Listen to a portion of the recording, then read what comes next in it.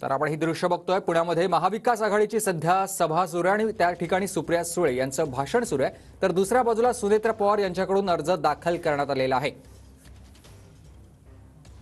महाविकास आघाडीच्या उमेदवार सुप्रिया सुळे यांचं सध्या आपण बघतोय सभा सुरू आहे, तर दुसऱ्या बाजूला महायुतीच्या उमेदवार सुनेत्रा पवार यांनी आपला नाही, कारण का माझ्यावर झालेले संस्कार असे की घरातला मोठा माणूस ते करत असेल तर आपण एक पाऊल मागे राहून मदत करावी, कधी त्याच्यात गडबड करू नये।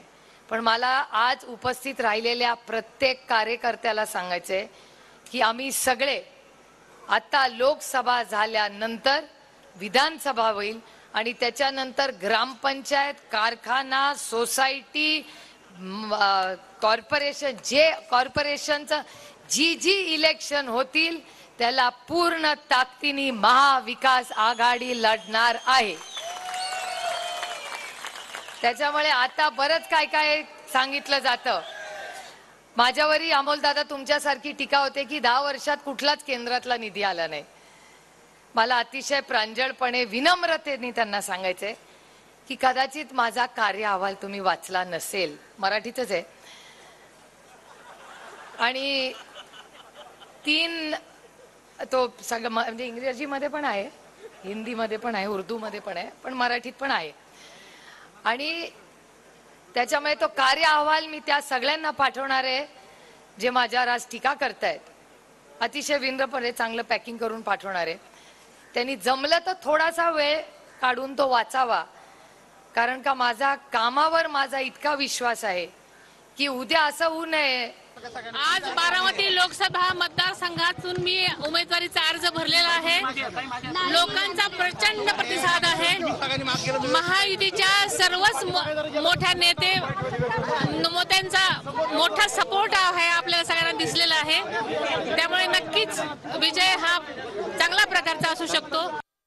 ती वाली गॅरंटी नाही। त्याच्यामुळे दुर्दैव आहे की इतका पर्सनल अटॅक, अमोलदादांनी बरेच गोष्टी, काल बऱ्याच घटनाही झाल्या, पण मला तसलं राजकारण करायचं नाही आणि मध्ये केली नाही। त्यांनी किती खाली पातळी सोडून टीका केली आमच्यावर, तर आम्ही आमची भाषणं अजून उंचीवर नेऊ, पण त्यांच्या पातळीवर जाऊन आम्ही खाली भाषणं करणार नाही। कारण का ही लढाई माझ्याशी वैयक्तिक नाहीच आहे। माझी लढाई महाराष्ट्रात कुणाशीच नाही आहे। माझी लढाई त्या अदृश्य शक्तीच्या विरोधात आहे जो मराठी माणसाच्या आज मुळावर उठलाय। आज मराठी माणूस तुम्ही बघा, सगळे पक्ष जे फोडलेत ते सगळे मराठी माणसाचेच फोडलेत। ते जो विरोध करतात तो मराठी माणसाच्याच विरोध करतात।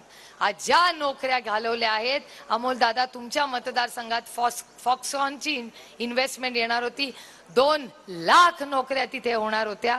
त्या 2 लाख नोकऱ्या घालवायचं पाप कोणी केलं असेल तर आज असलेल्या महाराष्ट्रातल्या आणि ही आपली लढाई आहे। आपली लढाई बेरोजगारीच्या विरोधात आहे, आपली लढाई महागाईच्या विरोधात आहे, आपली लढाई भ्रष्टाचाराच्या विरोधात आहे। त्याच्यामुळे आपल्या सगळ्यांना पुढचे 15 दिवस, आता बारामतीमध्ये पुढचे 15-18 दिवस आहोत, त्यानंतर आपल्याला सगळ्यांना शिरूर आणि पुण्यात